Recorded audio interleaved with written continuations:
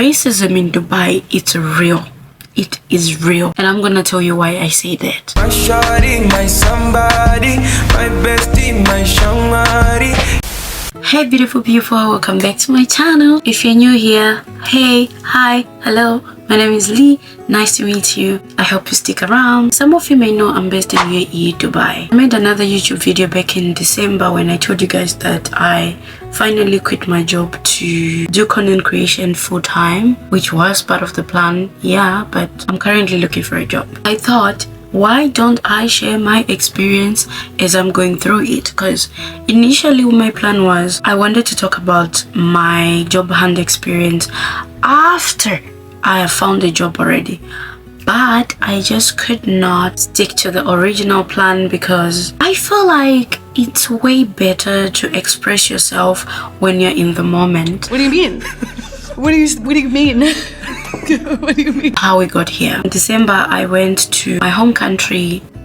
Wait, guys. Roll up. I'm a Zimbabwean YouTuber. So I wanna proudly use 2 languages in my YouTube channel, which is Shona and English. Hope you guys are okay with it, because I mean, I've been watching some YouTuber lately and I'm like, wait, they're using their Kenyan accent, the Ugandan languages, the South African. Why don't I proudly use my own language, right? So that's what we're gonna do, guys. Sorry about that. Back to the story. Some 2 weeks ago, after I shot the last video that I uploaded when I traveled to a park, I came home and I realized that some of the footages were on slow mode and I couldn't understand what I had done wrong. So while I was like freaking out and trying to fix my camera, I formatted my camera and I lost all the footage.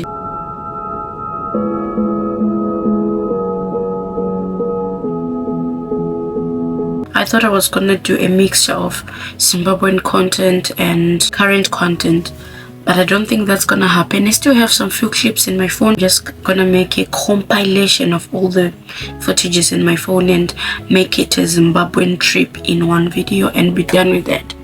Moving on, I'm back in Dubai. I'm looking for a job. I'm making content, but I can't really like stay at home full time making content because Dubai is very expensive, honey, and I'm exhausting some of my savings. That means I need to generate income, hence I'm job hunting. It's not easy to get a job in Dubai, guys. It is not easy. I have some notes here that I wrote down yesterday, Friday. I went to an interview and that's like the 6th or 7th interview so far. I kind of get the same vibe. I kind of get the same treatment, the same atmosphere when I get to these interviews. So there's things that I really want to talk about that I think not many people are talking about them. First of all, guys, every year I travel back to my home country and I spend like a month on a vacation. I come back, continue with my work. For the past 4 years, nearly 5 years, I've only worked one job. Now I'm back to hunt for my second job. My experience may not be the same with other people, but I'm still gonna share this because I feel like if you come to Dubai and you don't have many people that you know or connections that you have made, you're still gonna go through some of those things I'm gonna share, especially if you are a black person. Let me say this: racism in Dubai, it's real. It is real, especially for job hunters. Get me right. On a daily basis, for example, where I stayed, we stay with people from different countries. We stay with Asians. I stay with a lot of people, and I don't want to lie, I have never experienced racism, or I haven't experienced racism or a vibe of racism from them towards me or from other Asians towards other Africans, but I'm not going to speak for them. My main focus is when you're job hunting. Tell me why these damn employers would put a job post, state all the qualifications that they want, the skills, the abilities, whatever experience that they want. You apply because obviously you meet the criteria, right? You get there. They disregard your existence as a black person. Tell me why. Tell me why. What? You could have just stated in your criteria that you're expecting a certain nationality, But why invite me to an interview? Because obviously I filled an application form online. You saw that I'm an African. You saw that I'm from Zimbabwe. Why inviting me to an interview only to get there and you start treating me like I'm a piece of trash? These motherfuckers, guys, trust me. Allow me to curse, allow me to rant. I don't want comments of people that's gonna tell me to be kind, because they are not kind. If you're coming from Africa, be rest assured that if you don't have networks, if you don't have connections, you are still gonna feel the same way. Especially if you go to walk-in interviews. I stopped doing that shit. Go to a walk-in interview, they want a certain group of people. They want certain abilities, qualities, skills, whatsoever, and experience, right? You get there, the first interview, they want to know where you're from. Just by the look at your appearance, they just dismiss you, tell you they're gonna give you a call, but you can literally see other ethnicities being told to stay, and you're told, it's okay, you can go, give us your CV, we're gonna give you a call. Employers in general in Dubai have normalized ghosting employees, ghosting job hunters. It's the norm in Dubai. You apply for a job, they contact you for an interview, they'll interview you, they'll give you hope as if something is gonna happen, right? They don't even send you an email later to say, we regret to inform you. At least I can put my mind to rest knowing that I didn't make it. But they'll give you false hope. Yeah, we're gonna call you. You go home, you're like, the interview went well, they told me they're gonna call me so we can discuss about the packages and whatever. They ghost you. It's the norm. You're gonna face racism. You're gonna face people who are just gonna ghost you for no reason. You don't even know what they want, because when you state everything, and I know I meet this eligibility criteria, and I get there, I get interviewed, I don't get a call. It's so normal. Do you know that I've gotten to a point where I celebrate when I apply to a company and then they reply me saying, unfortunately, we have moved on with our hiring process to another candidate whatsoever.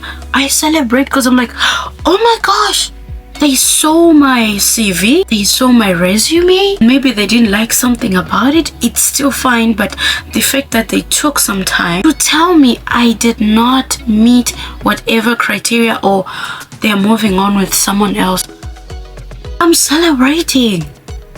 Because you are constantly ghosted for no reason. I don't know why they do it. Why ghosting someone? Let me tell you another experience. I went to this hotel. It's a well-known hotel. It's a 5-star hotel. Unfortunately, it was a walk-in interview. We got there. I met a friend. She's now a friend. I met a lady there from Kenya. We started talking, and they were Africans, but the Asian population was more than African population. There were a lot of people, a stampede of people. I remember I just wanted to give up, but someone had told us that they're opening another hotel, or there's another branch, something like that. They needed a lot of people. That's why I kind of like stayed. Usually if there's a lot of people, chances of you being interviewed, they're very slim. We stayed.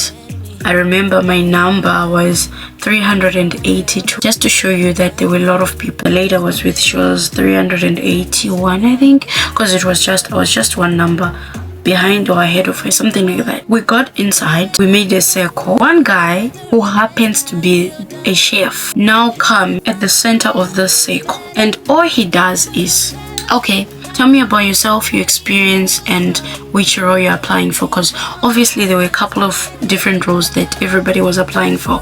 Mine, I remember, was guest specialist. Okay, as he started interviewing people, he started from the people that were closer to him. He's in the center, and someone that was to his left, she's explaining herself to him. He's not even paying attention. He's not even listening. He just said, okay, give me your CV. Thank you so much, I'll contact you, you can go. The first 2 Asians that he interviewed were told to stay. He literally told them to stay in front of my 2 naked eyes. He moved on. He did the same. The Asian guys, he was collecting their CVs and telling them to stay. He moved on to an African boy. I think he was from Kenya, because he was speaking Kenyan with the Kenyan lady that I met. He moved on to that guy. This guy was explaining his experience and which role he was applying to. He had already moved on to the next guy, and he just said, okay, thank you so much, give me your CV, I'll contact you. He came to me, I just looked at him, he said, yeah, go on. Then I said, why should I tell you? You know, I was literally rude because I could see how he was dismissing us as Africans. He is telling me go on, but you already moved a bit towards the next Asian person that was next to me. He's telling me go ahead, waiting for me to open my mouth and hand him over my CV. For what? For what? I'm using my money to print out all the CVs only for you to trash my CV? Then I looked at him. I'm sorry guys, I just had enough at that point. I looked at him. He asked me, okay, go ahead. Then I said, why? He said, talk. I said, my friend, I'm not gonna talk because I just saw how you dismiss other Africans. What makes me different from them? If we're not gonna get a job, we might as well keep our CVs, right? I'm not gonna give you a CV where you can just trash it. Then I moved away. Same with the lady, the African lady who was next to me, who was like, where was she? I think after the Asian guy there. When she just saw me and heard me, she literally said, okay, I've had enough. And the rest of other Africans, they were like, nah, it's okay, you can do the interview, you can interview the rest that you want. We walked out, guys. We literally walked out. You can see how they're so racist about it. Not only that, just you walking around these convenient stores, the jewelry store, whatever stores, just walking around in the street, you can see that they're looking for a cashier or a sales lady. They'll state that no Africans, please. Do you know the same thing happens even when you're looking for a place to stay? You're looking for accommodation. The moment you just state you're from Africa, they tell you, no, I'm so sorry, no Africans. Like, what's going on with those motherfuckers? Like, it's too much, guys. It is too much. I don't want to keep ranting, but I just want to talk to someone who might be planning to come to Dubai to look for a job. That it's not going to be easy. My advice to you is, I haven't found a job, by the way. It's been like a little over a month. I'm still hunting, but I do have advice for people. Like right now I was talking to this lady. I don't know much about her. She's from Kenya. You need to network, make friends, talk to people. You don't really necessarily have to be friends, like close friends, because for me, these people that I'm calling friends, we're not that friends. It's we met, we're vibing, and you know, those people can link you up. If they hear something, they can link you up. I'll make a separate video of that lady, the one I told you I met at this interview. I found a job for her. She's a barista. I found this job post. I'll make a separate video, but I just want to tell you guys the importance of networking.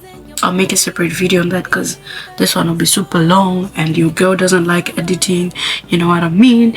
So I'll make a separate video titled the importance of networking in Dubai. So I'll just leave it at that you need to network.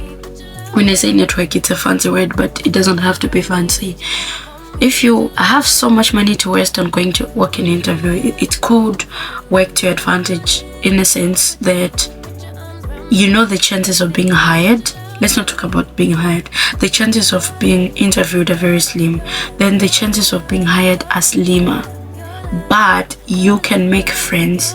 You can talk to people. You can exchange contact details so that maybe you guys can create a group chat where you'll be posting if someone hears something, if there's a walk-in interview. If there's a walk-in interview, I went, by the way, 4 days ago, and I got 2 interviews from that walk-in. I'm still waiting for the third one because they told me we need to do the final interview, then we'll contact you. They haven't called, but it's okay. It was a walk-in interview. It wasn't crowded, but I met this awesome Algerian lady, and yeah, we've been really good vibing, sharing ideas, sharing, you know, motivating each other. It can benefit you. Don't just stay in your position, your bed space, whatever, wherever you're staying. Don't just stay there and expect miracles to happen. Mostly the people that you're going to interact with might help you get a job. They might, and the chances are very high. Because here in Dubai, you find that, yeah, it's a formal way of telling people to apply online, but there are still people within the same organizations that can give their friends an email direct to the HR. You see? So if you're networking with someone who is in that department, they will reach out to you and tell you, hey, can you make a CV for customer service and apply to this email? I just received an email from this lady I was talking about just when I was setting up this tripod to record. She told me, you need to apply now. And I told her, okay, I'm gonna apply, yada yada. She told me, they're offering this amount. Here, don't know if you guys can see. So she's telling me they're offering this amount. I don't know if you're okay with it, because they're offering a bit lesser than my expectation because they have free accommodation. So she's like, since you already have your accommodation, I'm not sure if you'll be okay with their package because it's including transportation and accommodation. It's being provided by the company. Then I told her I don't have a problem with it. Let me just apply, because as it stands, your girl is running dry in her wallet, so I need money. With that being said, beautiful people, I'd like to leave you at that. If you want more content about Dubai experiences, stay tuned, because I make vlogs when I'm touring around some attraction places. I also make motivational videos when I'm just in my feels. There are days when you wake up and you just feel like, okay, let me motivate someone. I do that. I also make lifestyle vlogs. If this is something that interests you, I hope you stick around. And if you really watched this video up until this point, girl, boy, I can't thank you enough. You don't know how much that means to me. Thank you so much for watching. If you did, remember to like, comment, subscribe, and share. And I'll see you next time. Bye. Annyeong. Here's your time to shine. Now show me what you can.